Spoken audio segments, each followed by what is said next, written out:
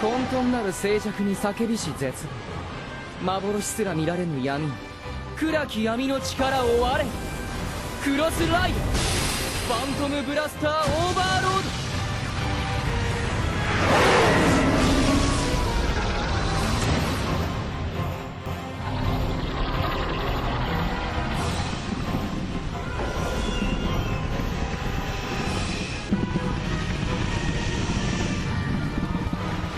Hello everyone, welcome back to my video.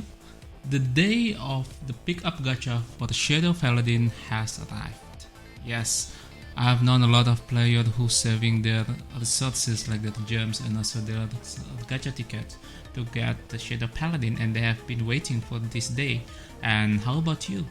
Have you done the pickup gacha for the Shadow Paladin? If you do, please let me know in the comment section. Did you manage to complete your deck or not?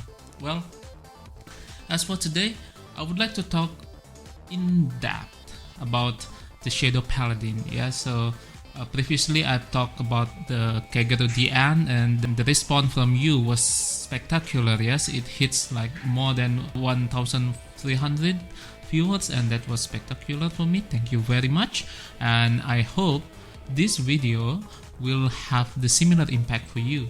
Shadow Paladin is one of the big three of the clan in the current meta. As for today, the deck building is pretty much the same. Every player, they pretty much run the same deck, but what makes it different is how you play it.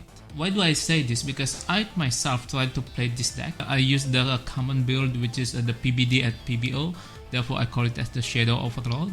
But then I found it is very difficult to play this deck because you need to see like 3 even more steps forward to be able to use deck effectively, and that's exactly what I want to talk about today.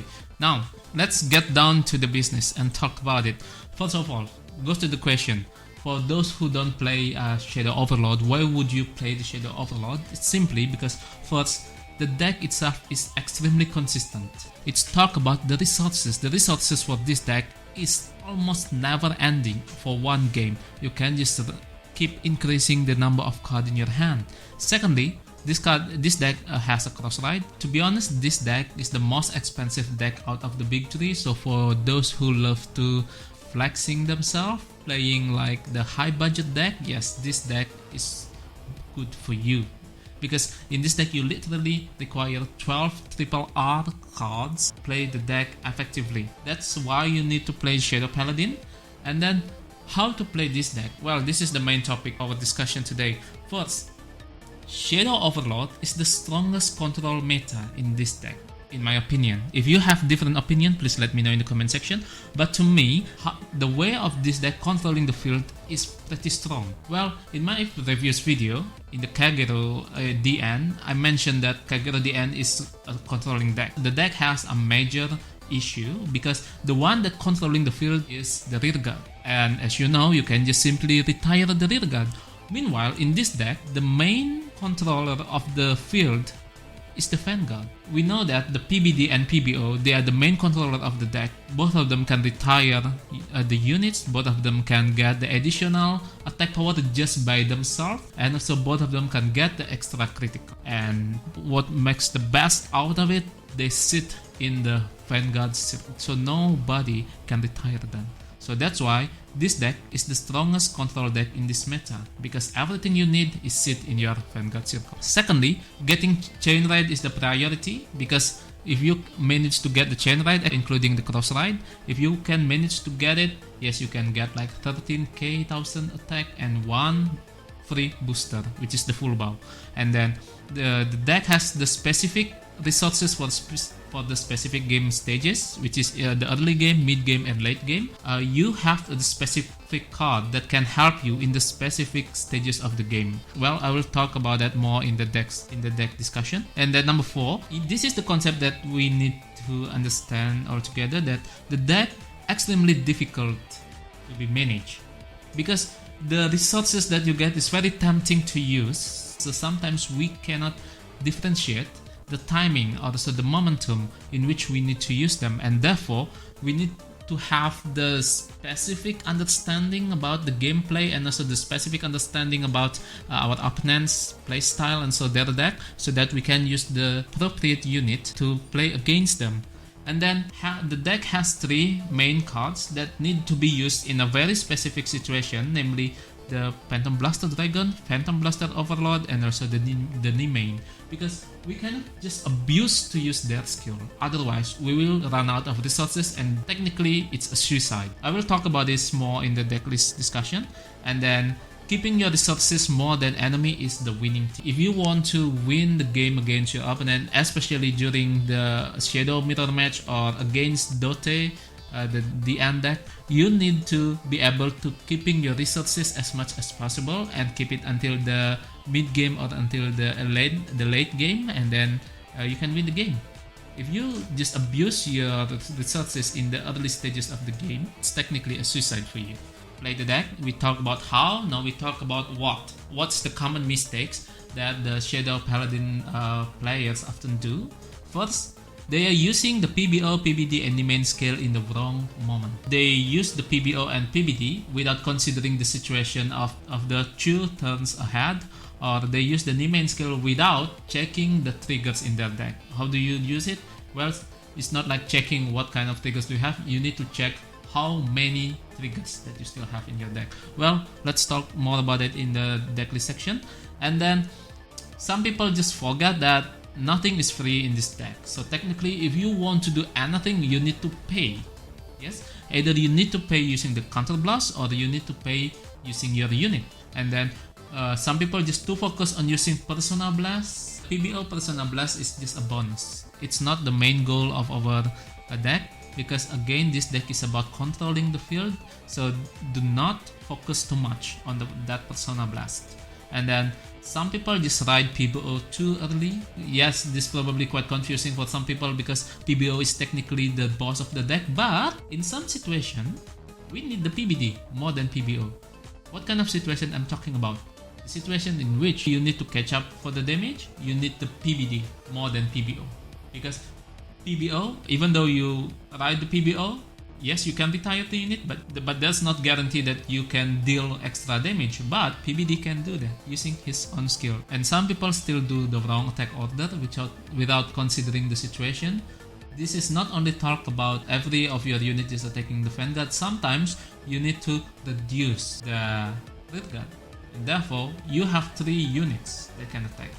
Whether you use all of them to attack the Vanguard, or you need to use one of them to attack the Vanguard, or 2 of them to attack the rear guard. If the situation is like you playing against MLB, you don't want to give them 2 unflip damage, otherwise the next turn they will call the Bastard Blade and also kill one of your rear guard. That's the situation, yeah? So that's why you need to do considering your attack order. And then the last one, abuse the resources in the unnecessary situation. Having Nimane is like tempting to be used. Let's say you have 2 Nimanes in your hand and you have 2 unflip damage. Believe me, at that time using Nimane looks so tempting.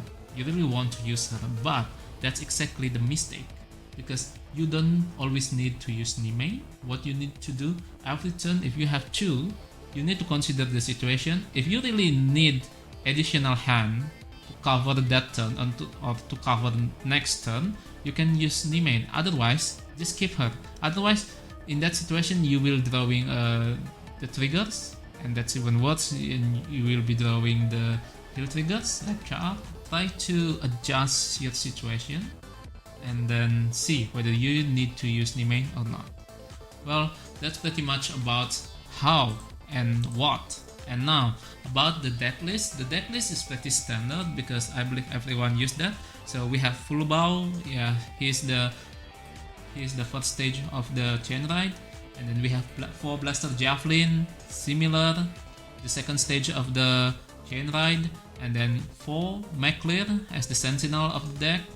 And then we have 4 Charon. I bring 4 because she is the 8k beater, so that yeah, she can be the beater or the booster of the deck, and 8k is a sweet number, so yeah, I just bring her. And also I have 1 Nightmare Painter. Why Nightmare Painter? Because he can simply insert the PBD or the BD, the Blaster Dart into the soul, so that I still get the additional power for the chain raid. And why I don't bring like Aryan Hood or Pegasus, because first Aryan Hood, she trades the card in our hand to the top deck, and as I mentioned, resources is very important in this deck, so I don't think I want to throw one of resources for another. And then the Pegasus is good because giving 2000 additional attack point, but to me it's just temporary. What you need to do, if we can use the Nightmare skill, it can be a permanent 2000 attack power to our Vanguard. Next, for the Grade Chu Blaster Dart. Remember, Chu is enough, less is bad, more is bad. Why? Because if you only bring one Blaster Dart, in one situation that you got Blaster Dart in your hand and also Blaster Javelin, so you cannot utilize the Blaster Javelin skill, in which you don't have extra card in your hand. That's bad. So, but if you bring like 3 or 4, Blaster Dart is technically the only 9k vanilla beater in your rearguard, so you don't really need too many of him, and that's why I just only bring 2. It's quite ironic that we need 2 Blaster Dart in the Shadow Paladin deck, but we need 4 Blaster Dart in the MLB deck, which is in the Royal Paladin. Like, he's not being acceptable in his own clan. Yeah, that's quite ironic for me. But then, yeah, I have 4 Nimain in this deck. She is the main resources generator of this deck, because using her skill I can get 2 additional cards, which is very good in some situation, or can be very bad. It can be worse in some situation. I'm talking about when I draw like 2 heal triggers. And then her skill is very complex. So when do we use her skill? So we use her skill first in the early game, once you ride Grade 2. So regardless the situation of your hand, this is still the early game, you definitely use her. Especially when you have a Curse Lancer as well in your hand, you definitely need to use her skill. And then when you have too many Grade 3 or Grade 1 in your hand but less Grade 2, you need to use her skill as well, because in the late game, Grade 2 is what saving our life. And then when you're sure that you will not draw any triggers, how do you make sure that you not draw any triggers? You can see from the previous drive check or previous damage check. If you don't get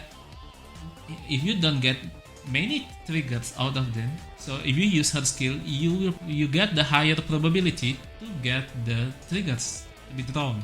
So therefore, if you want to use her skill, make sure you didn't get too many triggers in the previous turn, so that it reduces the probability for you to get the triggers to be drawn. Yeah, that's pretty much like that. It's not guarantee you will get the trigger or not. As I mentioned, it's just the term of probability.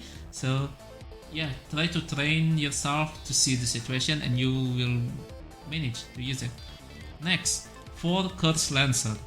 Yeah, he is the counter charger of this deck. Remember, as I mentioned before, nothing is free in this deck, and then you need always you always need a counter blast or a sacrifice in this deck. But this guy literally helps you to save your counter blast, because he is the counter charge. So whenever his attack hits the Vanguard, you can counter charge one counter blast and use it in the next turn. So this guy, so you need to prioritize this guy to hit the Vanguard. So this is back to the attack order. So if you just use him to attack the rearguard, that's a big mistake, because he is the only one in this deck who can help you to save the cost. Well, and then I bring 3 Masquerade. He is the 12k beater of the deck, and I often use him in the mid game to the late game, because yeah, I need 12k beater in that situation. Nothing else special out of him, but yeah, he's the 12k beater and he's very good. And then I have the boss, Fork Phantom Blaster Dragon. He is the final stage of the chain ride, and he is one of the winning ticket in this deck, because he can simply retire the opponent's rearguard and also power up himself and gain 1 extra critical. 3 skills just by himself. he is one of the controller of the field. And when to use his skill, this is very important. So first, when you need to catch up damage in the early game, that's it. If you have less damage, let's say 1 against 3 or 2 against 3 or 2 against 4 with your opponent, and you are in the position of 2, you don't need to use his skill, otherwise it's a waste. Secondly, when you have resources to refund your cost, you need to 2 counter blast and also 3 rear guards to activate his skill. So if you will be able to refund like that cost, let's say after you sacrifice 3, you can still call 2 units from your hand, and after that you still have like 4 cards in your hand, please use it. Otherwise, don't. That's a suicide. Don't use the skill if you cannot do number 1 and number 2. Yeah, this is the common mistake that I have seen a lot of people do. They just abusing the PBD skill without considering the cost and also the refund stuff, and then they will die in the next turn. Otherwise, they just feeling so hard to catch up in the rest of the game. And then the main boss of the deck, Phantom Blaster Overlord. Yes, he is the cross ride with 13k base attack power if you're able to cross ride him on top of the PBD. And he technically PBD but cheaper. If you pay attention closely to their skill, both of them actually share the similar skills. But in PBO case, they split the PBD skills. Like PBO can retire unit, can power up himself, and can gain 1 extra critical, similar to PBD. But in this case, they split the retiring stuff with the power up and also the critical. That's why I said it's cheaper. So you can choose the situation that you need. And then he possessed the Persona Blast.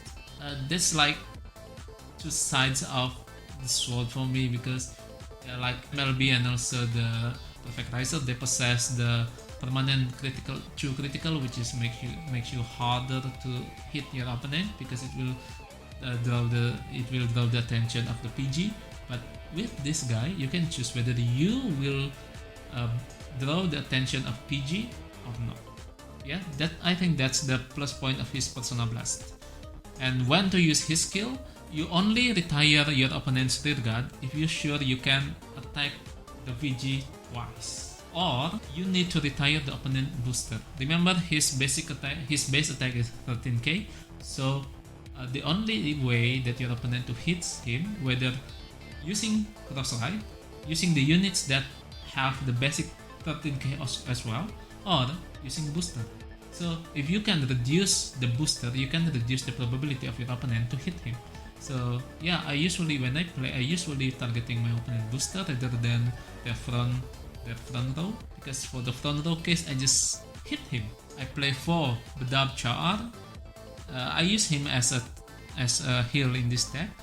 And why bring him? Because he technically buy 1 get 1 free, or even 2 if you just simply put him on the field and then you refill the another Char and then you get 1 more free. And he is very good to build the board presence, and also he is very good to build the sacrifice to activate like PBD or PBO skill. And the last one, I have the Dark Dictator. He is the massive booster in the late game, and then you can give 5,000 additional attack point to both of your front rear guard. And he is the alternative Vanguard that I have if I don't get any PBD or PBO. That's how I play using the Shadow Paladin and the build. What do you think? If you have any comment, please let me know. I know probably it sounds a bit confusing, because yes, it is. It's very hard to explain how do you play the Shadow Paladin, because how they play, it depends on how your opponents play and what kind of the deck you play against.